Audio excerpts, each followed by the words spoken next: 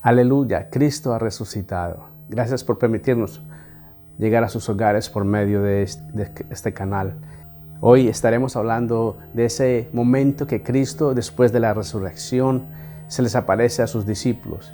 Y veremos cómo nosotros tenemos algo de parecido con los apóstoles, especialmente con Tomás, el que pedía evidencia para creer.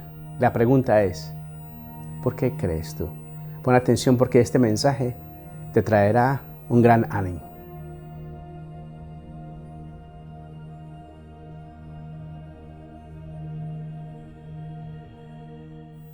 Aleluya, Cristo ha resucitado en verdad, aleluya. La Pascua no ha terminado. Me imagino que estarás preguntándote, pero la Pascua fue la semana pasada. Y de cierta forma estás en lo correcto, pero la celebración de la Pascua aún no termina. La Pascua no ha dejado de hacer su trabajo. Lo que se logró en la Pascua sigue siendo hoy en día la razón por la que nos congregamos, incluso ahora en estos momentos de coronavirus, donde se nos pide estar aislados por un tiempo. Es la razón por la cual nos juntamos semanalmente para adorar a Jesucristo. Porque Jesucristo resucitó de la tumba. La semana pasada hablamos acerca de los escritos de Mateo, en donde relataba la historia de lo que sucedió esa mañana de la Pascua, donde un grupo de mujeres fueron a la tumba de Jesús para terminar su entierro y se convirtieron en las primeras testigas de no solo ver la tumba vacía y el ángel que proclamaba la resurrección de Jesús, pero también ver al mismo Jesús. Y fueron ellas quienes llevaron el mensaje de la resurrección a los discípulos. Y cualquiera pensaría que el mensaje fue bien recibido, que cambió la vida de los discípulos y que saltaron de alegría al escuchar lo que había sucedido. Pero mejor escuchemos a lo que dice Juan 20, 19, 31. Al tercer día de aquel primer día de la semana, estando reunidos los discípulos a puerta cerrada por temor a los judíos, piensa en esto por un momento. Si Juan estuviera inventando esta historia, estoy seguro de que él hubiera omitido esta parte, en donde los discípulos se ven muy mal al no creer. Después de que ya Jesús había resucitado de la muerte, me pregunto si Juan hubiera reescrito esta parte de la historia. Me alegra que no lo hizo y que contó la verdadera reacción que tuvieron los discípulos al escuchar sobre la resurrección de Jesús. ¿Cómo será nuestra historia después de que termine este coronavirus? ¿Cómo vamos a recordar esta parte de nuestra historia? ¿Diremos la verdad o la cambiaremos a nuestra forma? Aunque hay gracia para perdonar esas partes de nuestras vidas, de lo cual nos avergonzamos. Siempre es bueno no omitirlas y buscar el perdón de otros y el de Dios. Regresando a la historia de Juan, encontramos a los discípulos encerrados en un cuarto llenos de miedo, cuando de repente Jesús entró y poniéndose en medio de ellos les dijo, ¿qué están haciendo? Tontos. Debía haber elegido unos mejores discípulos. Están despedidos. No. En cambio Jesús dice, la paz sea con ustedes. Para demostrarles que no era un sueño o que alguien está inventando algo o una broma. Jesús les da una prueba y dice en el versículo 20, dicho esto, les mostró las manos y el costado. Al ver al Señor, los discípulos se alegraron. La paz sea con ustedes, repitió Jesús. Como el Padre me envió a mí, así los envío a ustedes. Jesús hace algo radical y toma a estos hombres que minutos antes estaban incrédulos y les da un trabajo por hacer. Ya era tiempo de poner esos 3 años de entrenamiento en acción. Ya era tiempo para que esos creyentes no fueran solo discípulos o seguidores, pero apóstoles y enviados. Era tiempo de ir y transformar a los no creyentes en creyentes. Una transformación mundial. Y para esta tarea no irían solos.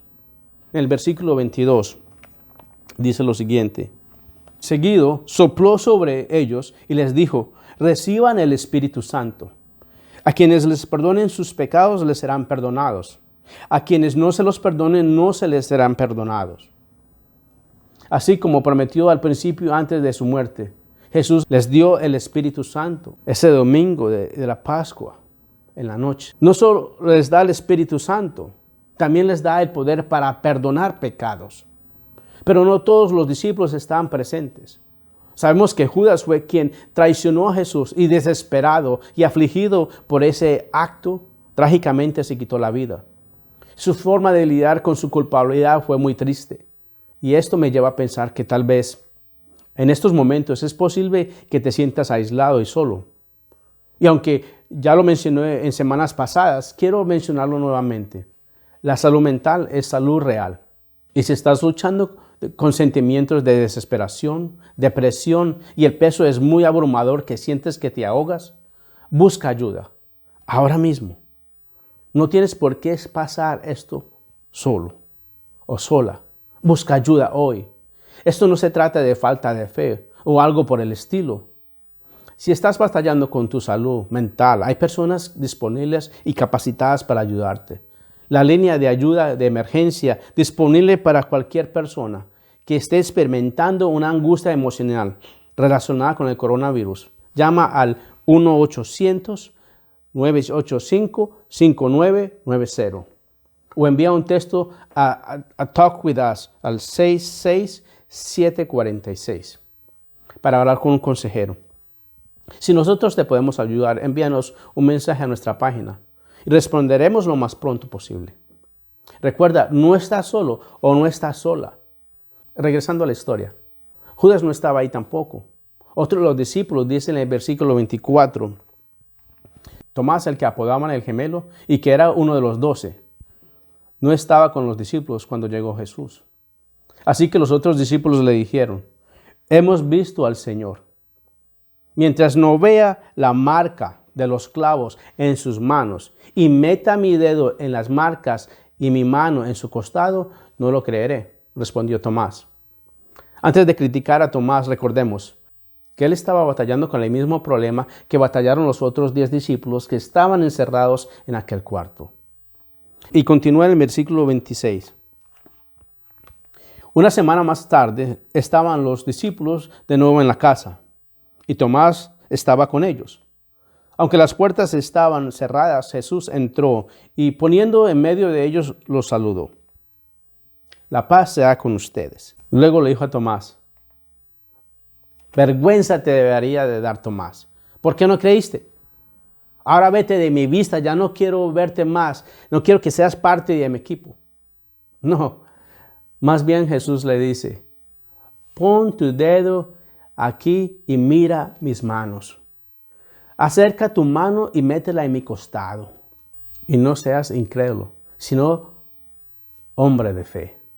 Deja de ser incrédulo, Tomás, y acepta la invitación que te extiendo de creer en mí. Tócame, soy Jesús. Lo que las mujeres y los otros 10 dijeron es cierto. Abraza la verdad y cree en mí. ¿Y cómo es que Tomás responde al encuentro tan radical con Jesús? Dice, Señor mío y Dios mío, exclamó Tomás. Tomás hace una hermosa confesión. Él no solo saluda a Jesús como su Señor, pero como su Dios. Y Jesús dice en el versículo 29, porque me has visto, has creído. Dichosos los que no han visto y sin embargo creen. Esto me hace preguntarme, ¿por qué creemos en Jesús? Nosotros no vimos la muerte y la resurrección de Jesús. No estábamos ahí. Nosotros no tocamos a Cristo resucitado. Entonces, ¿acaso creemos por las experiencias que hemos tenido? ¿Creemos por las oraciones que decimos? ¿Creemos por las oraciones que Dios ha contestado de la forma que esperamos o queríamos? Especialmente nosotros como hispanos. Muchas veces cuando se nos pide nuestro testimonio, decimos, yo tengo fe porque Dios ha sido bueno, porque me ha dado esto y lo otro. Pero en verdad esa es la razón por la cual creemos. Probablemente esas cosas han ocurrido, pero no son la razón por la cual creemos. Nosotros creemos porque estos discípulos, estos testigos y otros a quienes también Jesús se les apareció fueron enviados por Jesús a compartir el mensaje de la resurrección. Y por la palabra de su testimonio y la obra del Espíritu Santo, se nos ha dado la fe para creer. Es un regalo de Dios. Juan lo explica de esta forma en el versículo 30. Jesús hizo muchas otras señales milagrosas, en presencia de sus discípulos, las cuales no están registradas en este libro, pero estas se han escrito para que ustedes crean que Jesús es el Cristo, el Hijo de Dios, y para que al creer en su nombre tengan vida. El propósito de Juan es de llevarnos de la incredulidad al creer, con el fin de que por medio de la fe tengamos vida, no en nuestras propias experiencias, pero en lo que Juan, los discípulos, las mujeres y los cientos de testigos vieron con sus propios ojos. Esto nos anima porque a veces queremos pensar que la fe es algo importante, pero en muchas ocasiones nuestra fe es débil. Es por eso que necesito que escuches esto. Aunque algunas veces nuestra fe es débil y llegamos a tener preguntas e incluso dudas, como Tomás y los discípulos, la razón de nuestra fe nunca es débil. La razón de nuestra fe se ha levantado de la tumba. La razón de nuestra fe ha vencido la muerte. La razón de nuestra fe ha pagado por nuestros pecados. La razón de nuestra fe se ha ido a preparar un lugar para nosotros. La razón de nuestra fe dijo que regresaría a llevarnos con Él. La razón de nuestra fe es fuerte. La razón de nuestra fe es Jesucristo. El trabajo de Jesús y sus seguidores es el de convertir a las personas que batallan con la incredulidad y la duda en creyentes de la resurrección. No lo hacen a la fuerza o a la brava, más bien con amor y compasión, así como Jesús lo hace con aquellos discípulos que no creyeron, así como Jesús apareció a sus incrédulos discípulos gentilmente, asegurándoles de la verdad de su palabra y sus promesas, y trayéndolos a la fe. Del mismo modo, hoy nosotros, sus discípulos, sus seguidores, descansamos en la presencia de su palabra, cuando somos testigos de su gracia, derramada sobre el agua y la palabra en la vida de los niños mediante el bautismo. Me encanta como otro de sus discípulos, Pedro, quien también estuvo en ese cuarto encerrado. Las 2 veces que Jesús se le apareció lo describe en primera carta de Pedro, en el capítulo 1, versículos 3 al 9. Alabado sea Dios Padre nuestro Señor Jesucristo. Por su gran misericordia, nos ha hecho nacer de nuevo, mediante la resurrección de Jesucristo, para que tengamos una esperanza viva y recibamos una herencia indestructible, incontaminada, inmarchitable. Tal herencia está reservada en el cielo para ustedes, a quienes el poder de Dios protege mediante la fe, hasta que llegue la salvación que se ha de revelar en los últimos tiempos. Esto es para ustedes motivo de gran alegría, a pesar de que hasta ahora han tenido que sufrir diversas pruebas por un tiempo. El oro, aunque perecedero, se acrisola al fuego. Así también la fe de ustedes, que vale mucho más que el oro, al ser acrisolada por las pruebas, demostrará que es digna de aprobación, gloria y honor cuando Cristo se revele. Ustedes lo aman, a pesar de que no lo han podido ver. Y aunque no lo vean ahora, creen en Él y se alegran con un gozo indescriptible y glorioso, pues están obteniendo la meta de su fe, que es su salvación. Y a medida que vivamos juntos como cuerpo de Cristo, esperamos en el día en que veremos a Jesús cara a cara, y nuestra fe, construida sobre su palabra y el testimonio de los apóstoles, sea plena.